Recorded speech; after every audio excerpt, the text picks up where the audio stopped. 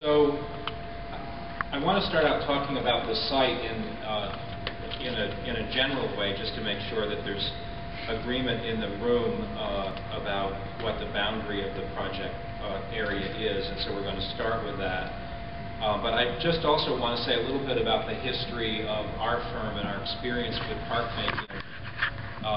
Coming to meetings like this and working with people and hearing from them at the beginning rather than after the design is finished, and really making a process where we have a goal of reaching consensus, which is very hard to do in a democratic society, but it's the best form of government that has been invented so far, and it's the American way. So we do look forward to the conversations that we're going to have at the end of the presentation. But everybody understands, I think, in this room, and we also understand that this assignment is completing a project for Chicago that's been ongoing for a very long time, and that was a great introduction that you gave us, and it's just amazing to see the extent to which Chicago has transformed the waterfront across its history, but miraculously left it open for the public to enjoy.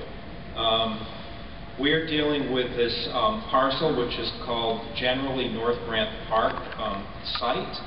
And it's in the very far northern reaches of Grant Park. It's basically the one piece of an over century-long project to make the parkland something for the public. And just for referencing, because everybody knows so well where Buckingham Fountain is, that's just to make sure that everybody is exactly clear on the area that we're going to be talking about.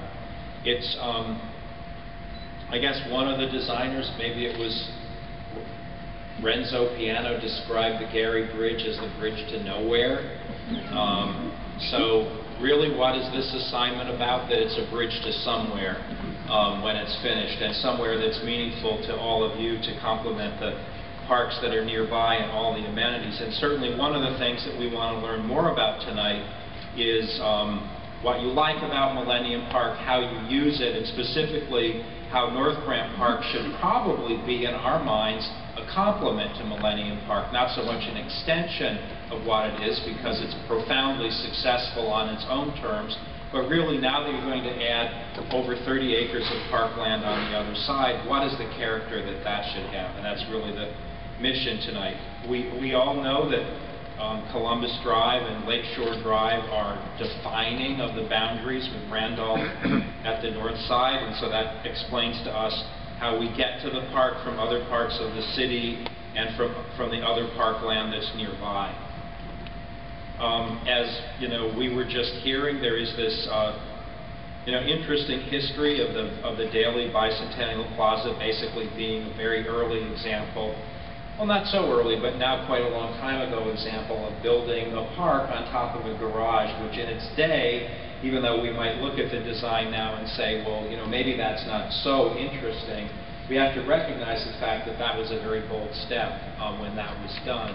And it basically began the paving of the way of taking cars, which so dominate the urban environment, and creating a lid on them so as people and as pedestrians we don't have to look at them and we're not threatened with the safety conflict between them and park users.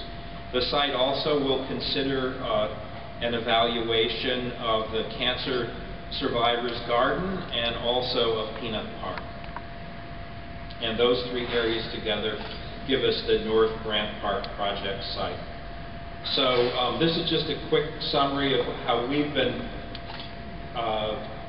making a mapped inventory of how people use the rest of Grant Park. Really early in our history as a firm, back in 1989, which was 21 years ago, we were hired to do this park over in Columbus, Indiana. It's an 85-acre park. Columbus starts with a C. That's about the end of its relationship to Chicago. It's a small little city, but it was a great place for us to cut our teeth. And I could show you a very funny picture with me with quite long hair and quite a lot more hair, working in a public meeting to work with citizens of Columbus about what they wanted this park to be like. But this is what it's like today. It's a very simple landscape. It can be great when nobody's there, and it can be a place that allows a lot of people to get together, like this hospice concert that was going on a couple summers ago. We do a lot of work in cities. We've done this project quite recently in Boston, where we have another office. We're all from the Brooklyn office, but this is a project that Matt and I also designed in Boston in front of the Children's Museum. And we've also done a lot of work on the renovation and renewal of the Blossom Music Center outside of Cleveland in Cuyahoga Falls, Ohio. No matter how great a landscape looks, if you're uncomfortable when you're there, it's a failure. And I think that we have really focused our practice over time on what makes a place comfortable, both in terms of bodily comfort, wind, sun, protection from those things, warm. You want to be warm in the winter, you want to be cool in the summer, but also just trying to think about imagery and landscapes that are friendly to people, they don't have to be historic. We like our work to feel contemporary, but we also want this park that we're going to create here to feel like it belongs here, that it's not, that it will hopefully not be the thing in 15 or 20 years that some other smart aleck designer is, saying is not quite as good as it could be. So we're also going to try to learn about that with you, and we wanted to show you some of our work. This is a brand new park in Manhattan. This is on a pier, actually, up over the Hudson River on the west side of Manhattan. It's called Segment 5 of Hudson River Park.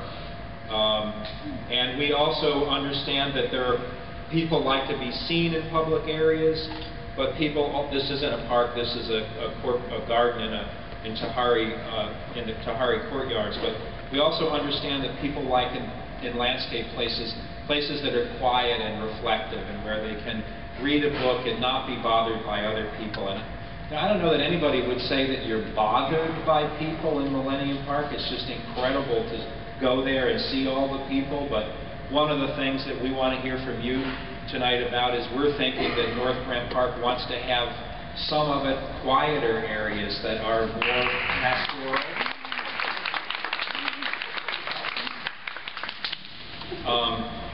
Did somebody write that down, please?